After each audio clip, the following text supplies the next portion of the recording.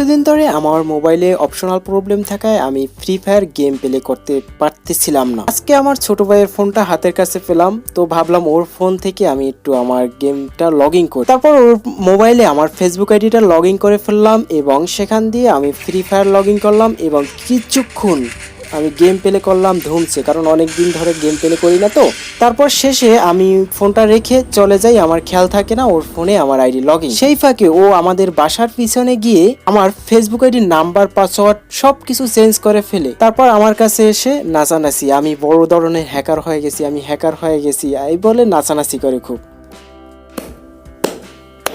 সবাই হাতে তালি দেওয়া উচিত। এরকমের কিছু এলাকায় অথবা ফ্যামিলিতে আশেপাশে বন্ধু বান্ধব কিছু লোক থাকে যারা এরকমের আইডি নিয়ে নিজেকে অনেক বড় ধরনের হ্যাকার দাবি করে।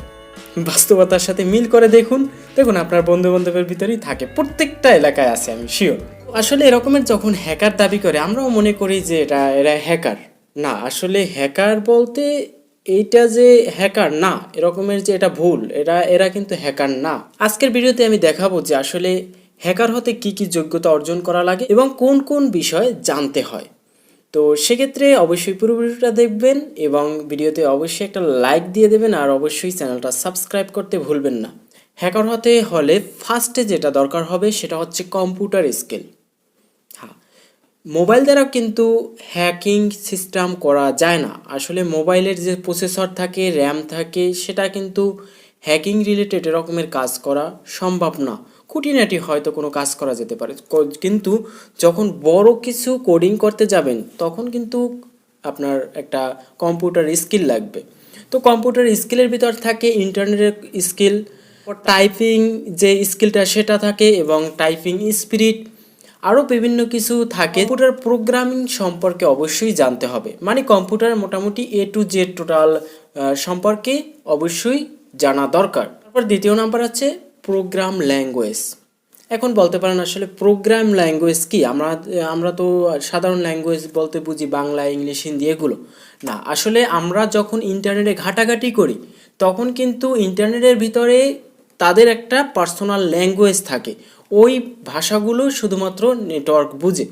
যেমন অনেক সময় আমরা ইন্টারনেটে যারা লেখাপড়া করি বাইনারি কোড সম্পর্কে অবশ্যই জানতে পারছি। তো বাইনারি কোড দ্বারা ওরকমের কমান্ড যেভাবে সিস্টেম দেয় সেরকমেরই আমরা যখন ইন্টারনেট ব্যবহার করি তখন ইন্টারনেটের কিছু ল্যাঙ্গুয়েজ থাকে। তো এই ল্যাঙ্গুয়েজের ভিতরে বলা হয় HTML, তারপর আছে CSS, রুবি, PHP, এরকমের কিছু ল্যাঙ্গুয়েজ থাকে যেগুলো সম্পর্কে আপনার অবশ্যই জানতে হবে। না হয়তো কিন্তু আপনি ইন্টারনেট প্রোগ্রাম সম্পর্কে কিছুই বুঝতে পারবেন না। এটার মাধ্যমে শুধুমাত্র ওয়েবসাইট, ইন্টারনেট এগুলোর কোডিং সম্পর্কে জানা যায়। তারপর লিনাক্স স্কিল। আসলে লিনাক্স যে ব্যাপারটা, লিনাক্স হচ্ছে একটা ব্রাউজার, যেমন আমাদের ক্রোম ব্রাউজার আছে, মজিলা ফায়ারবক্স আছে। তো সেই রকমেরই লিনাক্স একটা ব্রাউজার আছে যার মাধ্যমে এই সব কাজ করা হয়, মানে হ্যাকিং ট্যাকিং এই সব কাজগুলো করা হয়। লিনাক্স দ্বারা কোডিং করা খুব সহজ। ধরুন আপনি ব্রাউজার করতে আছেন, সেটাকে আপনার একটা ওই ব্রাউজার, লিনাক্স ব্রাউজার খুব সহজেই কোডিংটা আপনাকে বের করে দেবে এবং আপনাকে ওই কোডিংটাকে সহজভাবে বুঝতে সহায়তা করবে লিনাক্স। আর লিনাক্সের কিন্তু অনেক সেটিং আছে যেগুলো সম্পর্কে জানা খুবই জরুরি। তো যদি লিনাক্স সম্পর্কে ধারণা না থাকে তাহলে কিন্তু আপনি ক করে খও বুঝবেন না। অবশ্যই লিনাক্স সম্পর্কে ধারণা জানতে হবে, কারণ এটা ছাড়া সম্ভব না। তারপর নেটওয়ার্ক স্কিল। ব্রাউজারের পর অবশ্যই নেটওয়ার্ক স্কিল আমাদের দরকার হবে। তো নেটওয়ার্ক স্কিল তো আমরা যে ডাটাটা ব্যবহার করি এটাই নেটওয়ার্ক স্কিল না। নেটওয়ার্ক স্কিল এটাও জানতে হবে তারের মাধ্যমে সংযোগ দিয়েও নেটওয়ার্ক সংযোগ করা যায় এবং কোন নেটওয়ার্ক কোন আওতায় এবং কোন কোডের মাধ্যমে কোন নেটওয়ার্কের আইপিটা ট্র্যাক করা যাবে এবং এই যে সব যে বিস্তারিত নেটওয়ার্কের সম্পর্কে আরও অনেক কিছু আছে বিস্তারিত, এই সম্পর্কে মাস্ট কিন্তু জানতে হবে। ধরুন এই সম্পর্কে কেউ জানে না, তারা কিন্তু কখনোই হ্যাকিং এই সিস্টেমটা করতে পারবে না। মাস্ট নেটওয়ার্কিং সম্পর্কে জানতেই হবে। এখন হচ্ছে ডাটাবেস। হ্যাঁ, ডাটাবেসটা কি? ডাটাবেস হচ্ছে ধরুন আপনার যে তথ্য, আমরা যেমন ছবি তারপর ভিডিও সংরক্ষণ করে রাখি ডাটা হিসাবে একটা মেমোরিতে, সেরকমের ইন্টারনেটেরও কিছু তথ্য থাকে, ওয়েবসাইটের কিছু তথ্য থাকে যেটা একটা ডিভাইসের ভিতর সংরক্ষণ থাকে। দেখবেন যত বড় বড় সার্ভার থাকুক না কেন, ধরুন আপনি ওয়াইফাই সংযোগ অবশ্যই সবাই দেখছেন, অথবা নেটওয়ার্কের যে সিমের সিস্টেমটা সংযোগটা সেটা তো সবাই দেখছেন। তো নেটওয়ার্কিং যে টাওয়ারটা আমরা দেখি, সেই টাওয়ারটা কিন্তু একটা ডাটাবেস। তো ওখান থেকে কিন্তু আমাদের নেটওয়ার্ক দিচ্ছে। তো ওখান থেকে যে ডাটাবেসটা তথ্যটা, ওখানের যে তথ্যটা, সেই ডাটাবেস সম্পর্কে আপনার জানতে হবে।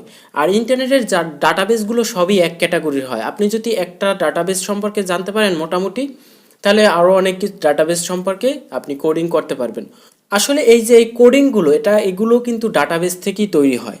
ধরুন আমি যে কোন ব্রাউজিংটা করতে আছি সেটা কিন্তু ডাটাবেজে সংরক্ষণ হয়। আমার মোবাইল থেকে এখন ফেসবুক চালাচ্ছি, সেটা কিন্তু ডাটাবেজে পাওয়া যাবে যে আমি ফেসবুক ইউজ করছি, তারা কিন্তু বলে দিতে পারবে।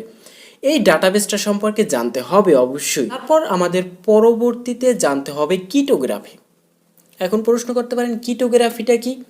তো কিটোগ্রাফিটা হচ্ছে এমন একটি সাইট যার মাধ্যমে আপনি কোনো ওয়েবসাইটের পাসওয়ার্ড এবং কোনো অ্যাডমিনের পাসওয়ার্ড যদি নিতে চান, সেটা কিন্তু একটা কোডিং আকারে আপনাকে দেওয়া হবে এই ডাটাবেজে। ধরুন আপনি ওই ওয়েবসাইটে গেলেন, ওই পাসওয়ার্ডটা আপনাকে একটা কোডিং আকারে দিবে। তো ওই কোডটাকে আপনাকে পাসওয়ার্ডে রূপান্তর করতে হবে। যেমন আমরা গণিত করি না, গণিতের শুধুমাত্র বড় কিছু লাইন দিয়ে দেয়, আমরা শুধুমাত্র অ্যান্সারটা বের করি। সেই রকমই আপনাকে কিছু কোড দেওয়া হবে, ওই কোডের আপনার যোগ বিয়োগ করে তারপর আপনাকে পাসওয়ার্ডটা বের করতে হবে। তো সেক্ষেত্রে অবশ্যই আপনাকে কিটোগ্রাফি সম্পর্কে জানতে হবে, নাহলে কিন্তু আপনি পাসওয়ার্ড কোডিং করতে পারবেন না।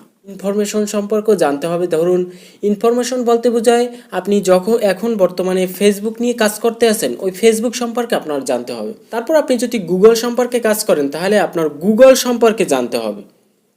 আপনি যে বিষয়ের উপর এই সিস্টেমটা প্রয়োগ করবেন, ওই সিস্টেম সম্পর্কে জানতে হবে। অবশ্যই না জানলে কিন্তু আপনি কিছুই জানবেন না। আগে ওখানে আপনাকে ঘাটাঘাটি করে তথ্যটা কালেকশন করতে হবে। আর এসব যে এক্সপেরিমেন্ট যদি আপনি করেন, আপনি এসব যদি জানেন টোটালটা, তাহলে যখন আপনি এই সব নিয়ে এক্সপেরিমেন্ট করবেন, অবশ্যই বড় কোনো কিছুর সাথে এক্সপেরিমেন্ট করবেন না। সর্বপ্রথম আপনার আত্মীয় স্বজন অথবা নিজের ভিতরে এক্সপেরিমেন্ট করবেন। হয়তো আপনি এসব কাজ করলে বড় কোনো ধরনের যদি কোনো ক্ষয়ক্ষতি হয়ে যায়, আপনাকে অনেক বড় ক্ষতিপূরণ দিতে হবে, না হয়তো আপনার জেলও হয়ে যেতে পারে। অবশ্যই সব কাজগুলো বুঝে শুনে করবেন। সর্বোপরি একটা কথা হচ্ছে, আমি চাচ্ছি এই যে ফেসবুক প্রবলেম, অনেকেই আমাকে মেসেজ করেন ফেসবুকে হ্যাকিং সমস্যা, এই সমস্যা, ওই সমস্যা। তো আমি চাচ্ছি এমন একটা গ্রুপ করতে, যার মাধ্যমে আপনারা এই সমস্যাগুলো আমাকে বলবেন, এবং কিছু কিছু আইডিয়া আছে যেগুলো আসলে ফিরিয়ে নেওয়ার জন্য টাকা লাগে।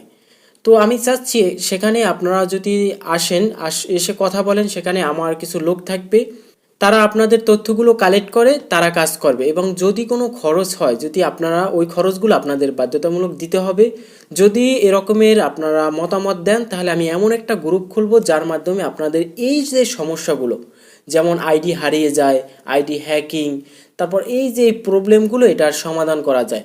তো যে চার্জটা হবে, যদি আপনারা দিতে চান, এইসব ব্যাপারে যদি আগ্রহ হন, তাহলে অবশ্যই আমার ভিডিওতে কমেন্ট করেন।